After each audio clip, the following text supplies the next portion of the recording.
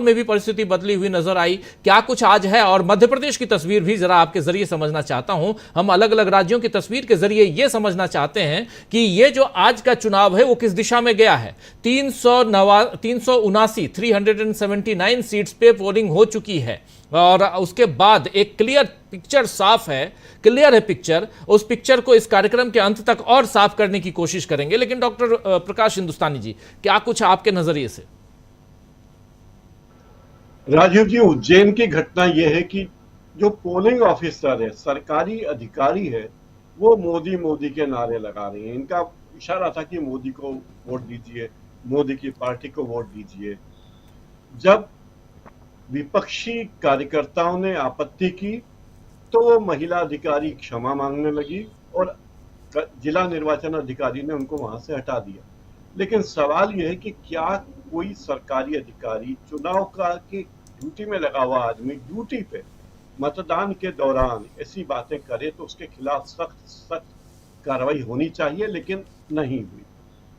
इंदौर की बात करें, इंदौर में नोटा का प्रभाव देखने को मिला। वे लोग भी जो कभी नोटा की बात नहीं करते थे, नोटा के बारे में, नोटा का बटन दबाने के बारे में नहीं सोचते थे, वे भी आज नोटा की बात कर रहे हैं कि नोटा या खोटा, खोटा मतलब नकली। ये चर्चा रही कि नोटा को वोट देना या खोटे को वोट देना है। तो मतदाताओं के हिसाब से लोग दो हिस्सों में थे, नोटा वाले और खोटा वाले। अब खोटा वाले कितने हैं, नोटा वाले कितने, ये 4 तारीख को पता चलेगा। मध्य प्रदेश में जिन सीटों पर चुनाव हुए वे 8 सीटें हैं आज की, और इसके साथ ही मध्य प्रदेश में सभी 29 सीटों पर चुनाव खत्म हो गया है। ये जो 8 सीटें हैं, यहाँ 2009 के चुनाव में इन 8 में से 7 पर कांग्रेस का कब्जा था, 1 पे बीजेपी थी। 2014 और 2019 में इन सभी 8 सीटों पर बीजेपी के लोग जीते थे। लेकिन इस चुनाव में यहाँ इतिहास दोहराया जाए 2014 या 2019 का, ये लगता नहीं है, क्योंकि जिस तरह के अनुमान हैं पूरे प्रदेश में, जिस तरह की हवा है, जो पार्टी, जो नेता 29 में से 29 की बात करते थे वे अब सीमित हो गए हैं, अब 29 में से 29 की बात नहीं कर पा रहे हैं। राजीव जी, बड़ी विचित्र बात है, इस देश में भारतीय जनता पार्टी दुनिया की सबसे बड़ी राजनीतिक पार्टी का दावा करती है।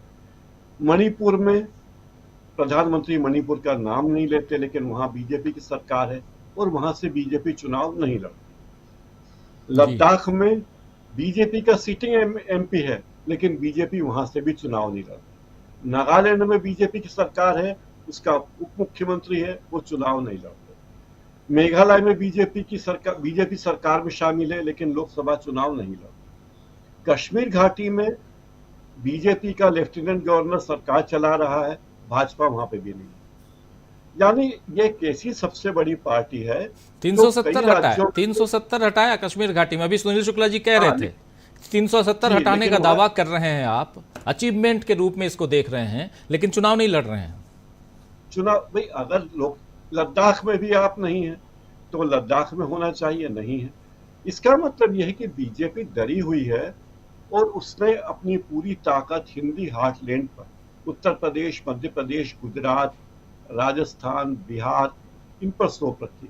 लेकिन यहाँ हर जगह बीजेपी को गच्चा खाना पड़ रहा है।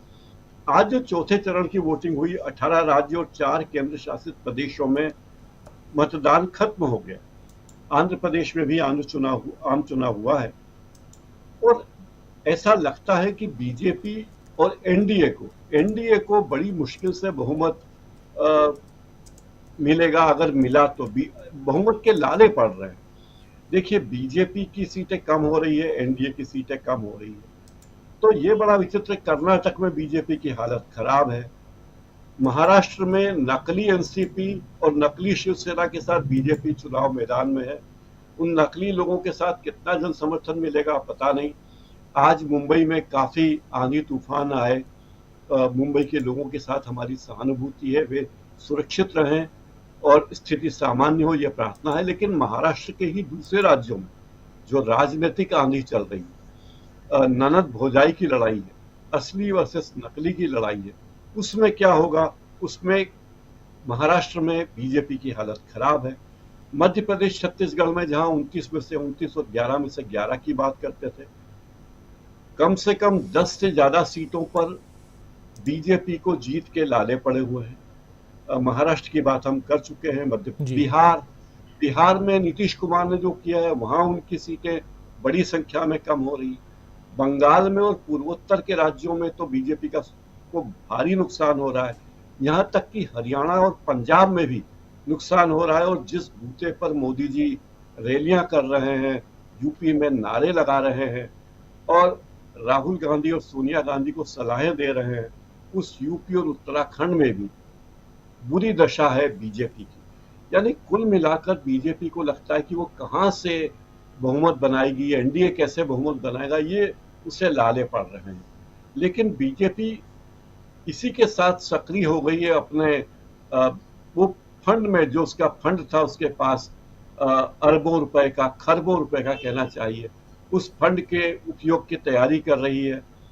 दक्षिण भारत में वो उसका उपयोग करना चाहती है, आंध्र प्रदेश में करना चाहती है, और मध्य प्रदेश, छत्तीसगढ़ के कुछ इलाकों में जहां कांग्रेस के या विपक्ष के लोग जीत के आएंगे, इस तैयारी में है कि कैसे उस धन का दुरुपयोग करें।